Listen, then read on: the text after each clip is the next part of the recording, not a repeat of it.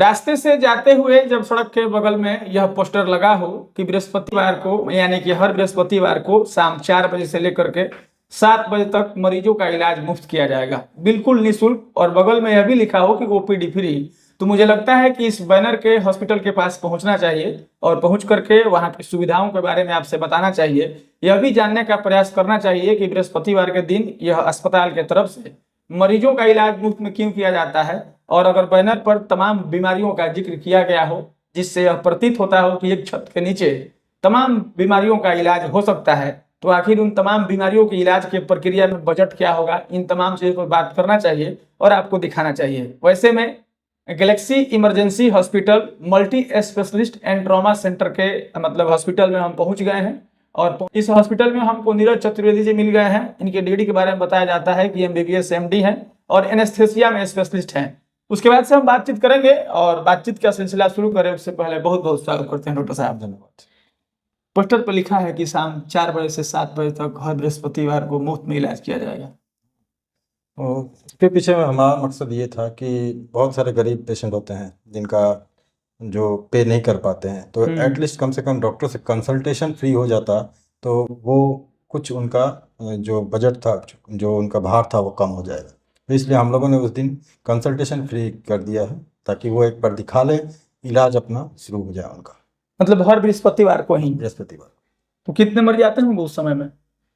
अभी तो शुरुआत हम लोग किए हैं तो थोड़ा कम मरीज है, लेकिन आशा करते हैं जैसे जैसे लोगों तक खबर फैलेगी वो बढ़ेगा। अच्छा, 4 बजे से 7 बजे तक आप फ्री में देखते हैं। मान लीजिए 10 मरीज देखे हर बृहस्पतिवार को, तो उसका कंसल्टेशन आप फ्री में दे देते हैं? हाँ, कंसल्टेशन फ्री। बजट कैसे मेंटेन करते हैं? देखिए, कंसल्टेशन तो टोटली वो मेरे ऊपर ही है, उसमें हम अपना योगदान दे रहे हैं, तो मेरे लिए तो वो बजट का कोई इशू नहीं है। हम अपना श्रम दान दे रहे हैं एक तरह से, ठीक है। तो उसमें ऐसा नहीं है कि हम कोई जांच फ्री कर रहे हैं।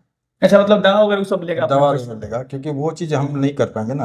अगर कहीं से राशि नहीं मिलेगी तो हम किसी को कैसे दे पाएंगे, ठीक है। तो हम अपना श्रम दान करते हैं, हम अपना जितना इलाज, जो मेरी फीस है वो सारी माफ रहती है। अच्छा, आपके हॉस्पिटल में एंट्री करने के बाद बगल में दवाखाना है, इधर इमरजेंसी वार्ड है, इधर आईसीयू है, कहीं लगा है कि हॉस्पिटल मैनेजर, ये तमाम सुविधाएं उपलब्ध हैं। हाँ। वेंटिलेटर का भी जिक्र किया गया है। हाँ, देखिए, गोपालगंज में ऐसा था कि कोई पेशेंट की इमरजेंसी होती थी, तो इमरजेंसी के करते लोग थोड़ा सा हिचकते हैं कि इलाज करने में, स्पेशली डॉक्टर की हम बैक जो लास्ट स्टेप होता है किसी भी इमरजेंसी का, कि सांस को बचाना, सांस को रोके रखना, क्योंकि बीमारी दूसरी चीज़ होती है।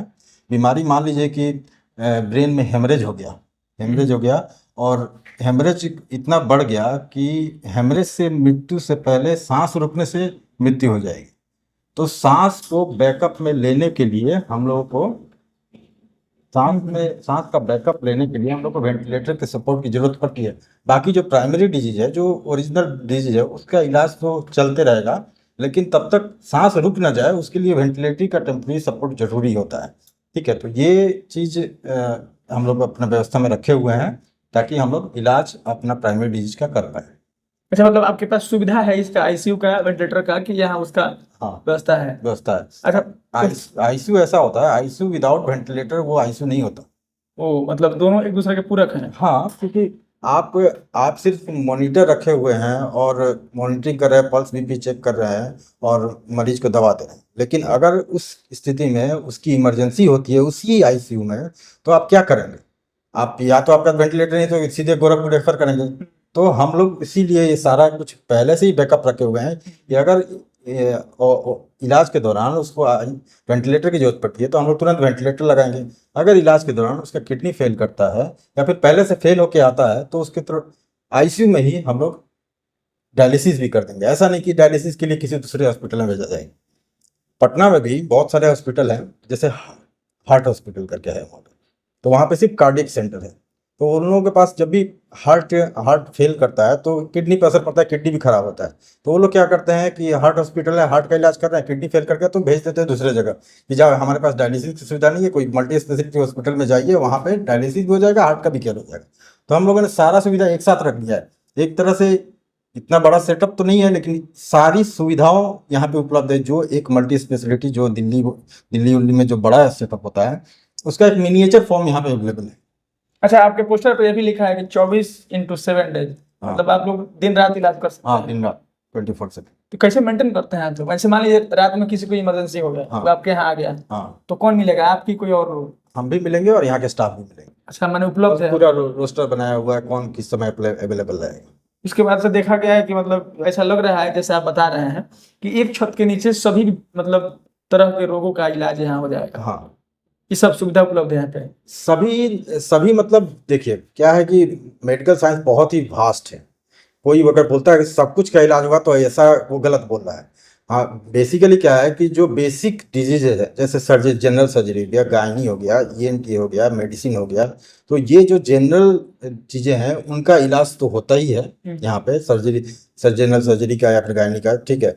इसके साथ साथ एक बेसिक चीज़ में हम ऐड कर दिए हैं कि क्रिटिकल केयर, इमरजेंसी, ठीक है। तो ये हिसाब से एक एक एक अम्ब्रेला कवरिंग हो गया है बेसिक डिजीज का। अब आप ये सोचिएगा कि यहाँ पे किडनी के ओपीडी हो जाए, तो अभी शुरुआत नहीं हुआ है। हमको नेफ्रोलॉजिस्ट का हम तलाश में है। अगर कोई किडनी के डॉक्टर हमको मिलते हैं, जो कांटेक्ट करते हैं वहाँ से, तो हम तलाश में मिलते हैं। तो यहाँ पे नेफ्रोलॉजी का ओपीडी हो गया, किडनी का ओपीडी हो गया, या फिर हार्ट का ओपीडी हो गया, वो ओपीडी शुरू करेंगे। अंतर ये होता है, जैसे मान लीजिए कि सुपर स्पेशलाइजेशन ब्रांच है जिसमें किडनी हो गया, ब्रेन हो गया, हार्ट हो गया। लोगों को लगता है कि हमारा ब्रेन में हेमरेज हुआ है, हार्ट फेल किया है, तो हमको किडनी के डॉक्टर को या हार्ट के डॉक्टर या ब्रेन के डॉक्टर को दिखाना चाहिए। लेकिन आप मान लीजिए कि क्रिटिकल कंडीशन में पहुंचे, गोरखपुर या फिर पटना पहुंचे, वहां पे पहुंचने के बाद आप किसी डॉक्टर को दिखाते हैं, जैसे मान लीजिए कि हार्ट के ही डॉक्टर को दिखाते हैं आप, तो वो सीधे क्या करेंगे, आपको लिखेंगे कि ये कंडीशन सीरियस है, इसको आईसीयू में भर्ती कीजिए। अब वो पेशेंट आईसीयू में चला जाता है। डॉक्टर साहब जो पटना में बैठे हुए हैं हार्ट के, वो क्या करते हैं, 24 घंटा में एक बार देखते हैं उस पेशेंट को। बाकी समय कौन देखता है? बाकी समय आईसीयू के फिजिशियन देखते हैं, जो हम हैं। तो बेसिकली तो आईसीयू में का ही इलाज हो रहा है जो क्रिटिकल पेशेंट है। तो आप मरीज को ये समझना पड़ेगा कि अगर उसका क्रिटिकल कंडीशन है तो उस समय कार्डियोलॉजिस्ट का ओपिनियन मैटर करता है, लेकिन वो कंटिन्यूअस उस पर ध्यान नहीं दे सकते, क्योंकि उनका वो डोमेन ही नहीं है। डोमेन हम लोग का है कि हम लोग वो कंटिन्यूअस 24/7 उनको इलाज में रखते हैं और मॉनिटर करते हैं, ठीक है। इसीलिए हम लोगों ने ये सिस्टम यहाँ पे शुरू किया। अच्छा, कोई मरीज मतलब किस परिस्थिति में, किस तरह के मरीज होते हैं जिनको आईसीयू में मतलब ले जाना पड़ता है, वेंटिलेटर पर रखना पड़ता है? देखिए, हम लोग के वाइटल्स ऑर्गन होते हैं। वाइटल्स ऑर्गन मतलब जो जिंदगी को चलाता है। हार्ट हो गया, लंग्स हो गया, ये मेजर वाइटल्स ऑर्गन है। हार्ट फेलियर हो गया या लंग्स फेलियर हो गया, इस केस में क्या होता है कि आप किसी भी कारण से फेल हुआ, किसी भी कारण से फेल हुआ, शरीर बैठने लगता है। और बैठने में क्या होता है कि हार्ट रुकने लगता है और सांसें रुकने लगती हैं। तो हम लोग को सपोर्ट की जरूरत होती है कि कम से कम एक वेंटिलेटर से सांस का सपोर्ट दे। मान लीजिए कि छाती में निमोनिया हो गया या छाती में पानी हो गया। अब छाती का पानी निकालेंगे, दवाई देके छाती का पानी ठीक करेंगे, उस बीच में तो सांस उसकी रुक गई। तो उस बीच में आप क्या करेंगे कि इसकी सांस चलती रहे। सांस चलती रहेगी तो ना दवा काम करेगा। हाँ, तो सांस चलने के लिए वेंटिलेटर का हम लोग सपोर्ट देते हैं। वेंटिलेटर का सपोर्ट जस्ट इतना ही है उसका कि जब तक बीमारी ठीक नहीं हो रहा तब तक उसकी सांस को चलते रहना चाहिए। लोगों को लगता है कि भाई वेंटिलेटर पर गए तो वो बचेंगे नहीं, लेकिन वेंटिलेटर पर नहीं गए तो भी नहीं बचेंगे। वो केस ऐसा होता है, ठीक है। सही बात है। तो वेंटिलेटर एक ऐसा रास्ता होता है जिसके करते हैं हम लोग को थोड़ा सा टाइम बार्गेन कर लेते हैं, ताकि हमारे जो दवाई है या फिर प्रोसीजर है वो फुलफिल हो सके, वो टाइम को फुलफिल कर सके, तब तक उनकी सांस ना रुके। बस वेंटिलेटर का इतना ही काम है। अच्छा, मतलब जो अस्पताल होता है, जो डॉक्टर होते हैं, उनके देहात के लोगों का बड़ा आरोप भी होता है। जैसे आपके यहाँ आईसीयू की सुविधा है, आपके यहाँ रिसेप्शन काउंटर भी है, मैनेजर भी है, सारी व्यवस्थाएं हैं। अब किसी मरीज को आईसीयू की जरूरत नहीं है, लेकिन आप माने रुपयों की उगाही करने के लिए उसको ये बता दिए कि इनको आईसीयू में रखना पड़ेगा, तो ऐसा भी करते हैं क्या आप लोग? ऐसा हम लोग तो नहीं कर पाएंगे, ठीक है, लेकिन ऐसा मतलब सुनने में मुझे भी आया है कि ऐसा लोग करते हैं। क्यों, देखिए, अब हमको जहाँ तक पूरा डिटेल नहीं पता है, लेकिन मुझे लगता है कि कुछ नॉलेज की लिमिटेशन होती है। नॉलेज की लिमिटेशन क्या? देखिए, मरीज जब आता है तो उसको पेट में दर्द भी ना बहुत सीरियस लगता है। पेट में दर्द हुआ है, अब वो गैस्ट्राइटिस के करते भी लगता है, बहुत तेज दर्द हुआ है, पता नहीं क्या हुआ है, छाती में नीचे यहाँ पे दर्द कर रहा है, तो उसको लगता है क्या कि वो हार्ट अटैक भी हो सकता है। ठीक है, अगर मान लीजिए कि डॉक्टर जो हैं वो भी जज नहीं कर पा रहे हैं तो आईसीयू में वो भी रख देंगे। जी। ठीक है, तो जजमेंट जरूरी है, जजमेंट जरूरी है। तो जजमेंट के ज़्यादातर जो डिग्री वाले डॉक्टर या फिर जो स्पेशलाइज्ड डॉक्टर हैं वो जज कर लेते हैं। ठीक है, ऐसा जनरली कम होता है। तो ऐसा एक दो केस हुआ होगा तो हुआ होगा, लेकिन ऐसा जनरली नहीं करना चाहिए, या फिर नहीं नहीं हो तो अच्छा है। अच्छा, आपको पता है कि अगर कोई मतलब कोई ऐसा मरीज जो मतलब एकदम लोगों को लग रहा है कि मरने कगार पे है, वो आपके यहाँ से ठीक हो गया, हाँ, तो ऐसा आपका मतलब आपको लोग भगवान की तरह देहातों में पूजते हैं, आप नहीं गए हैं कहने, लेकिन चौक चौराहों पर वो आपके बारे में बात कर रहा है कि फलाने वहां गए थे तो ठीक होकर चले आए। लेकिन ऐसे बहुत क्लिनिक, अस्पताल और डॉक्टर को देखा गया है कि कोई मरीज उनके यहाँ ठीक होने वाला है नहीं, लेकिन उनको रखा गया है बेड पर, मतलब बेड चार्ज जो भी चार्ज होता है उसको 2 दिन 3 दिन 4 दिन जोड़ करके रखा गया है, और उनके यहाँ ठीक नहीं होने वाला है, और 5वें दिन रेफर लिखेंगे कि आप फलाने जगह चले जाइए, क्योंकि लोग कहता है कि 5 दिनों का बिल बना करके उनको लेना है। देखिए, यही यही यही ये जो भी प्रैक्टिस कर रहे हैं, यही इसी के करते सारे डॉक्टर बदनाम हो रहे हैं। अब हम कभी किसी पेशेंट को बोलना चाहते हैं कि इनको आईसीयू की जरूरत है, तो ये जो आप बात बोल रहे हैं ये मेरे बैकग्राउंड में घूम रहा होता है, कहीं सामने वाला ये सोच न ले। ठीक है, तो हमको मेरा ये जिम्मेवारी रहती है कि हम उनको बताएं कि क्या क्या बीमारी है, हम उनको पूरी प्रॉपर तरीके से काउंसलिंग करते हैं क्या क्या बीमारी है और आईसीयू की जरूरत क्यों है। ये भी हम बताते हैं कि मरीज यहाँ पे ठीक होने का चांसेस है कि नहीं। एक मरीज यहाँ पे आए थे, हम बता रहे हैं कि वो 17 साल का उम्र था उसका, जॉन्डिस में आए थे। हम क्लिनिकली जॉन्डिस मतलब हम देखने से जॉन्डिस लग रहा था, हमको पता नहीं था कि कितना जॉन्डिस है, कितना लीवर खराब है। तो हम लोगों ने उनको एडमिट किया, भर्ती किया। भर्ती करने के बाद जांच वाच का रिपोर्ट आया, तो जांच का रिपोर्ट आया तो बहुत ही लीवर एक्यूट हेपेटिक फेलियर था। मतलब एक्यूट हेपेटिक फेलियर में कोई आता है तो चांसेस कम रहता है बचने का। हम उनके रिलेटिव को बुला के हम बताएं कि देखिए ऐसा कंडीशन है, इस कंडीशन में बचने का चांसेस बहुत कम रहता है। ठीक है, और साथ में उनको सीजर दिया गया। सीजर मतलब क्या होता है, झटका आने लगे। तो हम उनको बोले, इस बीच में 12 घंटा क्रॉस हो चुका था, मतलब शाम को आए थे सुबह हो चुका था। तो हमने कहा कि देखिए ऐसा है कि आपको एक सेकंड ओपिनियन लेना चाहिए, आपको सेकंड ओपिनियन लेना चाहिए, क्योंकि बच्ची है 17 साल की है और इनका मेरे तरफ से तो बचने का चांस बहुत कम है। तो आपको सेकंड ओपिनियन लेना चाहिए, ताकि एक बार जाके गोरखपुर देख लीजिए, विजिट कर लीजिए। तब उन लोगों का यही प्लान था कि आपके संभार में नहीं आना था तो आप लोगों ने रखा क्यों। तो हमने कहा कि हमने रखा नहीं है, जस्ट आप रात को आए थे, इन्वेस्टिगेशन हुआ, इसका रिपोर्ट आया, रिपोर्ट के बाद हम आपको जस्ट बता रहे हैं। ठीक है, लेकिन वो नाराज थे। ठीक है, और उनकी नाराजगी से हम ज़्यादा एक्सप्लेन नहीं किए, लेकिन उनको उनका लगभग पैसा जितना था ना उसमें से वो दिए भी नहीं और हम लोग ज़्यादा फोर्स भी नहीं किए। ठीक है, दवा का भी कुछ बाकी रह गया था। ठीक है, तो जो भी हो, तो लेके गए वहाँ पे, तो 48 आवर्स के अंदर वो एक्सपायर कर गया पेशेंट वहाँ पे गोरखपुर में। तो बाद में वो आए, हमसे बोले कि ऐसा है कि डॉक्टर साहब आप उनके साथ जो लेके आए थे उनको बताए थे कि हाँ डॉक्टर साहब हैं, जान पहचान थे। वो बोले कि डॉक्टर साहब अच्छा किए, उनको एक बार सेकंड ओपिनियन के भेजे, ताकि नहीं तो हमारे ऊपर भी आता कि यहाँ पे यहाँ आप ही के करते हैं इनका पेशेंट बढ़ गया। तो ये चीज़ हम जज कर पाए, हम ऐसा केसेस बहुत देखे हुए हैं, तो हमको पता था कि ये इनका बचना बहुत मुश्किल है। इसलिए उनको बोले कि एक बार उनको भी तो अफसोस न हो कि मान लीजिए कि गोपालगंज में क्यों रखे होते, एक बार हम गोरखपुर ही लेके चले जाते, अब वो अफसोस तो नहीं रहेगा ना कम से कम। तो ये तो आप मतलब मान लीजिए रात में कोई मरीज आया, सुबह बता दिए। हाँ। हम जो कह रहे हैं 5वां दिन तक मतलब लोग रोक के रख लेते इसमें हैं।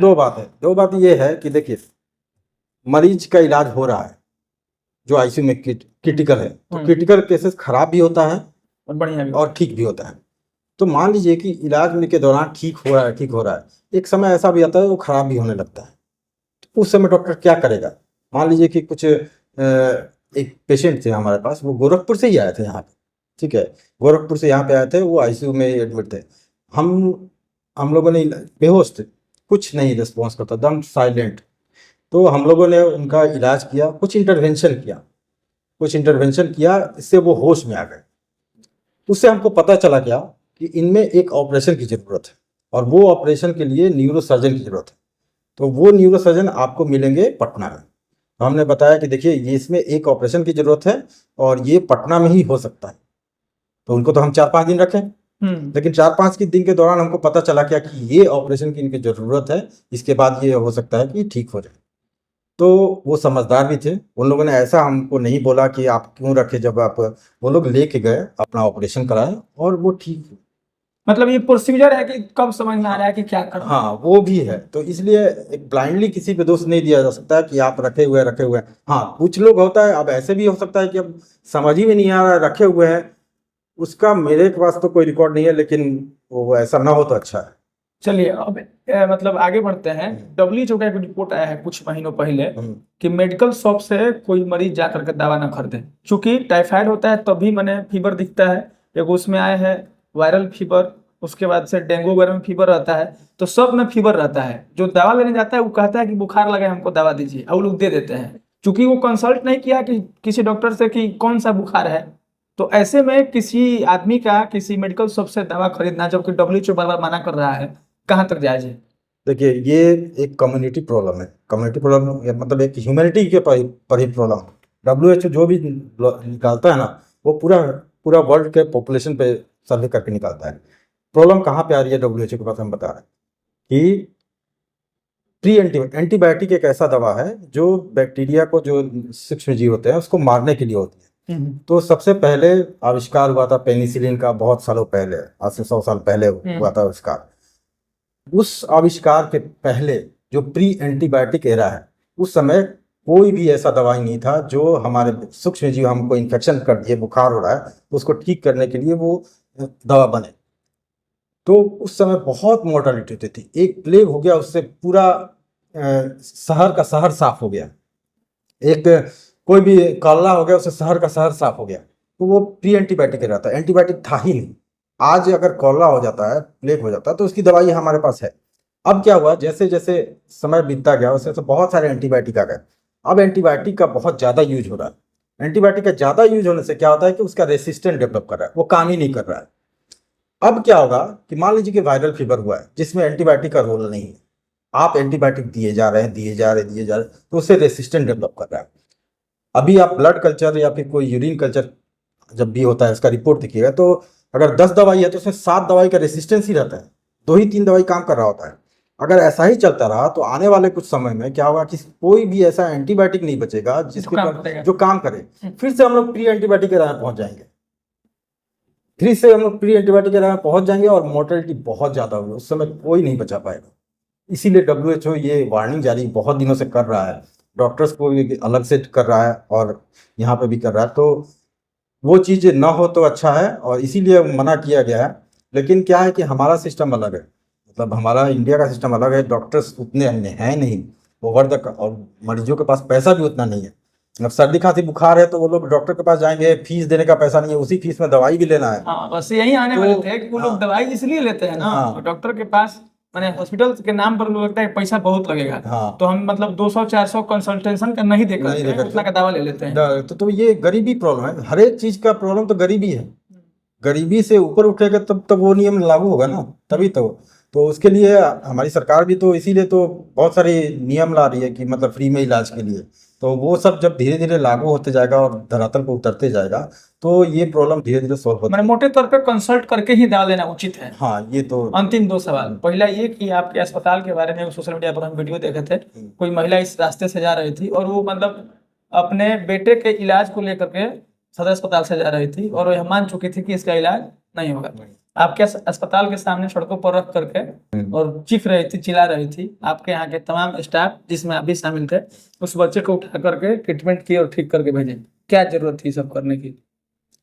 ये तो मतलब ये तो कोई भी करेगा, मतलब डॉक्टर है तो डेफिनेटली करेगा, और आप आदमी हैं तो एक आदमी अगर सामने बच्चा पड़ा हुआ है, बेहोश पड़ा हुआ है, तो उसको तो एटलीस्ट आप गोद में उठा के जरूरत जगह पर ले ही जाएंगे।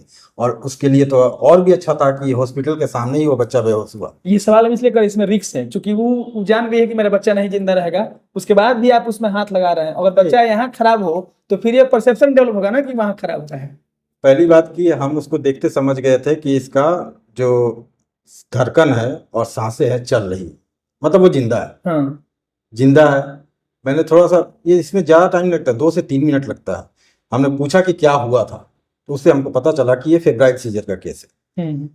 तो मुझे पता चल गया कि ये तुरंत होश में आने वाला है, उसके लिए एक दो दवा देनी पड़ेगी, होश में आना है। तो वो जजमेंट हुआ, मेरा जजमेंट हुआ कि हाँ ये बच जाएगा, तो मैंने उसके अनुसार रख लिया और इलाज किया, ठीक हुआ। तो वो ठीक है। जजमेंट पे था। मान लीजिए कि अगर मुझे लगता है कि ये सांस रुक गया है, इसका नहीं है, तब हम उसको, ये भी हो सकता था कि हम उसको अंदर ला के उसको डिक्लेयर करें। और दूसरी बात क्या होती है, ये देखिए, एक लोगों का परसेप्शन है कि यहाँ पे मरीजों को, गोपालगंज में किसी हॉस्पिटल में अगर पेशेंट मर जाता है तो उस हॉस्पिटल की बहुत बदनामी होती है।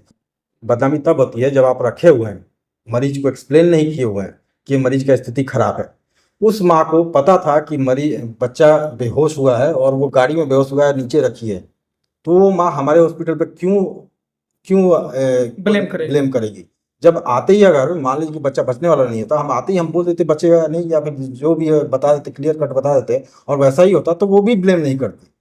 ठीक है, तो वो चीज, काउंसलिंग बहुत जरूरी होता है। आप किसी को सब कुछ क्लियर कट बता दे रहे हैं ना, तो वो इतना आदमी कोई पागल नहीं है, वो समझदार है। जब आप उसको घुमा घुमा के बता रहे हैं, आप खुद नहीं समझ पा रहे हैं, तब जाके वो कंफ्यूज होता है, तब वो गुस्सा होता है। तो उसको गुस्सा को तब शांत अगर करना है, तो जो चीज है अगर आप समझ पा रहे हैं वो सारा कुछ समझा दीजिए, उसके ऊपर छोड़ दीजिए कि हाँ वो ऐसा कंडीशन है, आप डिसाइड कीजिए कि हमारे यहाँ रखना है कि ले जाना है, क्या करना है, तो वो चीजें क्लियर हो जाती हैं। अंतिम बात, आपके अस्पताल में प्रवेश करने के बाद डर लग रहा है, डर इसलिए लग रहा है कि इधर रिसेप्शन काउंटर है, इधर दवाखाना है, मैंने पूरा प्रोफेशनल मतलब सब कुछ डील करके रखा गया है। और अंदर आने के बाद एसी है, कहीं पंखा चल रहा है, कोई मरीज आता होगा तो देख के डर लग रहा है कि बड़ा यहाँ बिल बने। तो जितना बीमारी का इलाज आपके यहाँ होता है, जितनी सुविधाएं मिलती हैं, वो मैंने कम कीमत पर इलाज होता है, या फिर जैसे आप कह रहे हैं कि पटना के तर्ज पे ये यहाँ पर हॉस्पिटल है, तो पटना के तर्ज पे रेट भी लेते हैं? नहीं, पटना पटना में तो बहुत ज़्यादा है, वैसा तो नहीं वैसा तो रेट ले भी नहीं सकते, और वैसा लोग अफोर्ड भी नहीं कर पाएंगे। ठीक है, लेकिन कुछ जगह है जहाँ जैसे आईसीयू में पेशेंट एडमिट होता है, तो उसका उसका मतलब आप गोपालगंज के हिसाब से तो ज़्यादा बिल बनता है। क्यों ज़्यादा बिल बनता है? क्योंकि वैसी सुविधाएं गोपालगंज में नहीं है। मान लीजिए कि हम वेंटिलेटर का चार्ज ले रहे हैं, यहाँ पे और भी आईसीयू हैं, वहाँ पे वेंटिलेटर नहीं है, वहाँ पे डायलिसिस नहीं है, तो हम अगर पेशेंट यहाँ पे आता है जिसको वेंटिलेटर की जरूरत पड़ी, जिसको डायलिसिस की जरूरत पड़ी, तो डेफिनेटली एक दिन में जो चार्ज हमारे पास होगा वो दूसरे यहाँ के लोकल जो हॉस्पिटल है आईसीयू का, उससे ज़्यादा होगा, क्योंकि यहाँ पे बहुत सारा मशीन जुड़ गया है। हाँ हाँ, तो उसका चार्ज हम लोग ले रहे हैं। ठीक है, तो वो थोड़ा सा ज़्यादा होगा, वो यहाँ के वो सुविधा मिला है इसलिए ज़्यादा है। और पटना और गोरखपुर का तो बात ही छोड़ दीजिए, वहाँ पे तो मतलब घुस गए तो बहुत ज़्यादा लगता है। वहाँ से तो बहुत कम में होगा यहाँ पे। डॉक्टरों की दुनिया एक अलग होती है, चिकित्सीय विधि वही लोग समझते हैं, बाकी लोग नहीं समझते हैं, लिखते पढ़ते हैं वो भी वही समझते हैं, जो इससे जुड़े हुए लोग वही समझते हैं। लेकिन इसके बावजूद भी मतलब जो लोग जैसे आजकल का जो लाइफ स्टाइल है, इसमें आप भी समझ रहे हैं कि आने वाले 35 साल 40 साल के बाद हर युवा, हर लोग बीमार होने वाले हैं अपने लाइफ स्टाइल की वजह से। वैसे में अगर इन तमाम लोगों को कोई सलाह देना हो तो अंत में क्या सलाह दीजिए? योगा व्यायाम, यही कीजिए, योगा व्यायाम बहुत जरूरी है। 24 घंटे में 2 घंटा जीवन के लिए समय देना हाँ, जरूरी है। ये बहुत जरूरी। ये देखिए, दवा आजकल आजकल क्या, पहले से ही लोगों को एक रहता है कि क्या खाएं क्या खाएं। तो अभी मरीज आता है डॉक्टर के पास, तो दवा तो लिख देते हैं, फिर वो पूछते हैं क्या खाएं। हमारा जो आधुनिक मेडिकल जो एलोपैथी है, इसमें खाना के बारे में ज़्यादा कुछ नहीं बताया गया है। ठीक है, लेकिन खाना जो होता है वो एक तरह से दवा की तरह ही है। खाना को किस तरह से लें, कौन सा पाचन आपके लिए सुटेबल होगा, कौन सा दवा ठीक से पचेगा, कौन से बीमारी में कि कैसा खाना खाना चाहिए, सबका एक एक है प्रॉपर तरीका। तो बीमारी में तो खाना हम लोग लिमिट करते हैं कि ये चीज़ खाना है। तो आदमी जब हम लोग जब स्वस्थ भी रहे, तो खाना का एक पैटर्न होना चाहिए कि ज़्यादा ऐसा डाइट नहीं लेना चाहिए जो अपच करे। इतना खाना नहीं खाना चाहिए कि एक ही बार पेट भर जाए, इतना भर जाए कि पाचन ही ढंग से ना हो। तो खाना वो जरूरी है, एक लिमिट में और एक तरीका से खाना, और रूटीन मेंटेन होना चाहिए। रूटीन मेंटेन होना चाहिए, और साथ में व्यायाम तो बहुत जरूरी। खत्म करते हैं हम भी। और हर घर में कोई ना कोई व्यक्ति किसी न किसी बीमारी से आजकल ग्रसित है। वैसे में तमाम चीजों के बारे में आप और हम तो जानते ही हैं, लेकिन खास करके चिकित्सीय विधि से आप और हम अनजान होते हैं। वैसे में डॉक्टर साहब से तमाम बातचीत के बाद आप यह समझ पाए होंगे कि किसी भी परिस्थिति में कोई भी बीमारी का मतलब अगर सिम्टम्स आपको समझ में आ रहा है, आप यह समझ पा रहे हैं कि हम अस्वस्थ नहीं है, तो किसी मेडिकल शॉप पे दवा लेने से पहले किसी भी डॉक्टर के पास जाकर के कंसल्ट कर लेना यह जान लेना और उसके सलाह से दवा लेना आज के दौर में बेहतर है। उसके बाद से Galaxy emergency hospital multi specialist and trauma centre का जिस अस्पताल में हम मौजूद हैं, इसके तरफ से दिए जाने वाली तमाम सुविधाओं में अगर आप आकर के इस सुविधा का लाभ लेते हैं, यहाँ इलाज करवाते हैं, जैसा डॉक्टर साहब ने वादा किया कि एकदम कम कीमत पर आपको तमाम सुविधाओं का लाभ दिया जाएगा। और अगर आप कहीं इलाज करवा रहे हैं, किसी जांच के लिए बाहर जा रहे हैं, किसी और काम के लिए बाहर जा रहे हैं, वैसे में एक छत के नीचे अगर आपको सब कुछ यहाँ मिल जा रहा है तो डॉक्टर साहब ने कहा ही है कि थोड़ा सा बजट तो लगेगा ही, लेकिन आपको स्वस्थ करके यहाँ से भेजा जाएगा। बाकी 2-3 चीजें आप इस हॉस्पिटल के बारे में देखे होंगे सोशल मीडिया पर। बाकी तमाम बातचीत को लेकर के आपकी क्या राय है, आप अपनी प्रतिक्रिया दीजिएगा। मिलेंगे अगले वीडियो में, तब तक के लिए धन्यवाद।